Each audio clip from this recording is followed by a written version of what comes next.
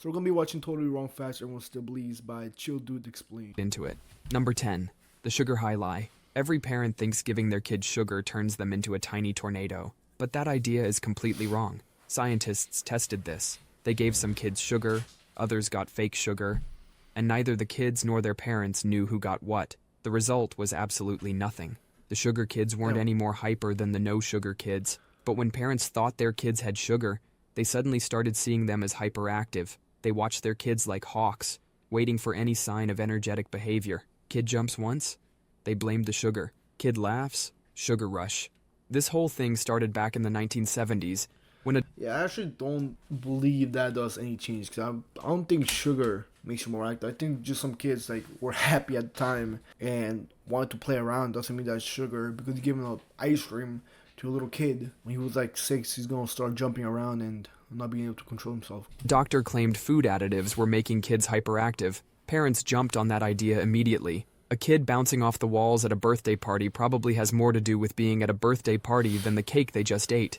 They're excited, playing with friends, maybe sleep deprived. Those kids would be just as hyper if you gave them sugar-free cake. Number 9. Sugar-free cake sounds nasty though. I don't think it would taste like near the same if it didn't have sugar because cake needs to have sugar. Off. You've probably heard that humans only use 10% of their brains.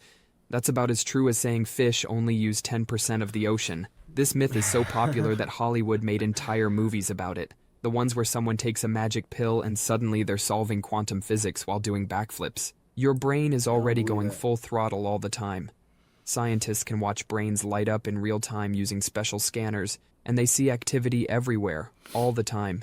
Even when you're sleeping, your brain is working. It's controlling your breathing, managing your heartbeat, and replaying embarrassing memories. Your brain only makes up 2% of your body weight, but this overachiever uses 20% of your body's energy. That's like having a tiny space heater that eats all your electricity. If 90% of your brain was really doing nothing, evolution would have removed it ages ago. Nature doesn't keep useless stuff around.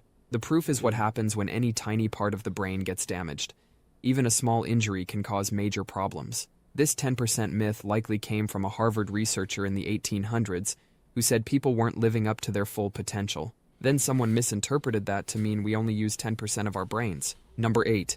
That really does make sense. If they say that you're not living up enough to your potential, it doesn't mean that your brain is not being active. It's just that you're being lazy to do the things that you need to do in order for you to get the life that you want. Like you're not living to your full potential because you don't want to put in the work. Maybe that's what he meant, which does make sense. I kind of like that theory though. Then won't kill you.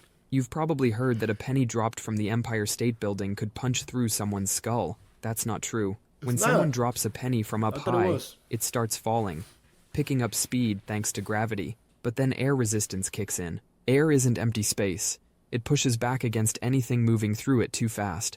The penny hits these air molecules and starts tumbling. By the time it falls about 50 feet, it reaches terminal velocity, which is just 25 miles per hour. That's slower than an average bicycle rider. Getting hit by a penny at that speed would feel like someone flicking you.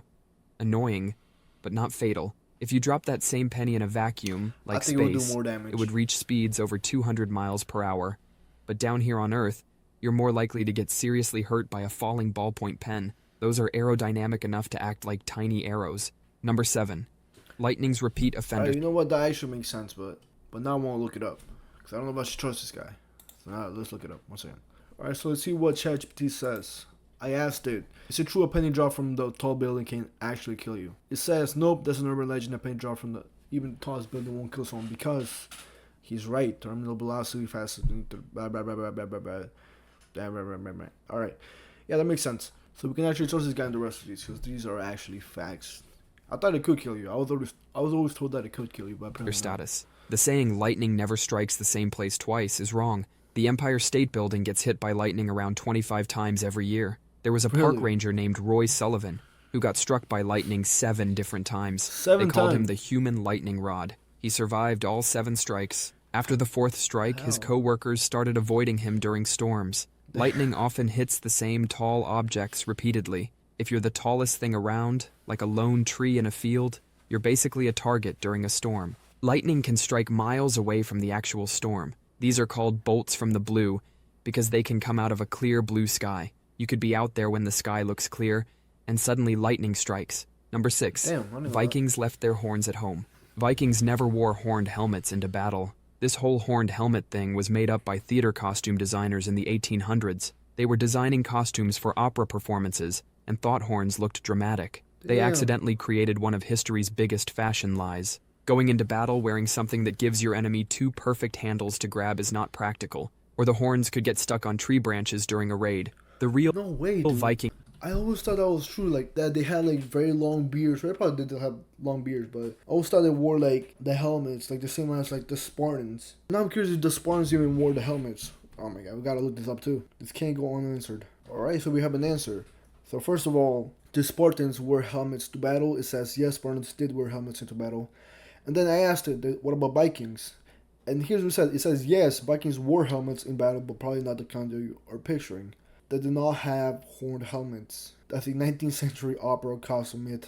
Alright, let's get back on the video. helmets that archaeologists have found were plain protective gear, maybe with a nose guard. They did find some horned helmets in Denmark, but these were from 3,000 years before the Vikings. These ancient helmets weren't for fighting. They were ceremonial, like an ancient crown. Okay. Some opera costume designers from the 1800s likely saw these ancient ceremonial helmets and thought, perfect, let's make the Vikings wear these. Now millions of people think Vikings did ran look good. around with horns on It their did look heads. Number 5. Your razor isn't making you hairier. You've probably heard that shaving makes your hair grow back thicker and darker. That's That's not complete true. nonsense. When you shave, you're giving each hair a tiny flat top haircut. Imagine cutting a tree straight across with a chainsaw. That stump feels rougher than the natural tapered end of a branch. Same thing happens with your hair. When it grows back, it feels thicker because you've created thousands of tiny flat-topped hair stumps. Scientists have studied this for decades. They found shaving has zero effect on your hair growth. Your hair's thickness, color, and growth rate are locked in by your genes. That Damn. razor isn't reprogramming your DNA. If shaving really made hair grow thicker, every balding guy would be shaving their head daily. We'd have found the cure for baldness in a can of shaving cream. But Jeff Bezos is still bald, despite being able to afford infinite expensive razors. The myth persists because the stubble feels convincing when it grows back. It's the same old hair, just with a blunt end. Number 4. I don't know who even came up with that, but that's actually something that I think so many people still believe. And I actually did believe that about like 2 minutes ago until this guy said that it was fake. But then again, like what are scientists doing studying that for 2 decades? You tell me that it took you 2 decades to figure that out. Useless. Swim whenever you want. Your mom probably told you to wait 30 minutes after eating before swimming, warning you'd get cramps and drown. This myth is so widespread, even lifeguards used to enforce it. No But there's way. zero evidence swimming after eating is dangerous. Not a single documented case exists of someone drowning because they ate before diving in. The theory was that after eating, blood rushes to your stomach for digestion, leaving arms and legs without enough blood, causing cramps. But our bodies can handle both digestion and swimming. You might get a minor cramp if you swim intensely right after a huge meal, similar to running after eating. The American Red Cross confirms this isn't a real danger. Competitive swimmers actually eat during their training sessions. No Maybe way. don't eat an entire pizza right before intense swimming. I'm actually like blown away at how many of these things I actually believed about too, because I heard them like somewhere. I have heard a lot of them and I actually thought that they were true about many things. But there's this one that stands out. I am curious if you put a penny like on the railroad, I wonder if it's gonna like derail the train. I wonder if that's true. I hope he talks about that. 'Cause I don't know if that's true. I think it's true, but we'll see if he talks about it through the video. If not, I'll look it up at the end. Isn't a heat chimney. Your mom probably told you, put on a hat or you'll freeze to death. That whole, you lose 50% of your body heat through your head thing is nonsense. This What? myth started with an old army survival manual That claiming makes no 40 to sense. 45% of body heat escapes through your head. But in their test, they dressed people in full winter gear and left their heads exposed. Of course, most heat escaped through their heads. It was the only part not covered. Your head makes up about 10% of your body's surface area, so it can only lose about 10% of your body heat. Heat loss is actually proportional to whatever skin is exposed. Your head might feel extra cold because it has more blood vessels close to the surface, but you're not actually losing significantly more heat there compared to other exposed body parts. The only time Yeah, this that makes advice sense. actually makes sense is for babies and small kids. Their heads are proportionally bigger compared to their bodies, so they do Yeah. lose more heat up there. But for adults, your uncovered arms will lose just as much heat as your uncovered head. Number 2, goldfish memory. Everyone says goldfish have a 3-second memory. That's complete nonsense. What? These fish are actually pretty smart. Scientists put Oh, goldfish in mazes. They not only solve them, but the thing about goldfish is that many of them end up dying very quickly, or they end up living like for the longest time ever. And the thing is that I don't know how a fish can get killed by eating too much. Like, that makes no sense. If you have food, a goldfish should be able to be smart enough to like know to just save it for later instead of just like chugging it down all the way through until he dies. Like, there has to be like a time in his head that he thinks like, all right, I'm full, I don't want to eat anymore. But no, instead they just fucking die. And also, for a very long time, I thought that clownfish and goldfish were like the same thing, but it turns out that they were not. After remembered watching the Nemo, solution months later. These fish can even recognize faces. Imagine being a goldfish, swimming in your bowl, thinking, oh look, it's Dave again with the food. They can also learn tricks. Some goldfish trainers have taught them to do things like swim through hoops or play soccer. Some goldfish Play have learned to soccer? tell different pieces of music apart.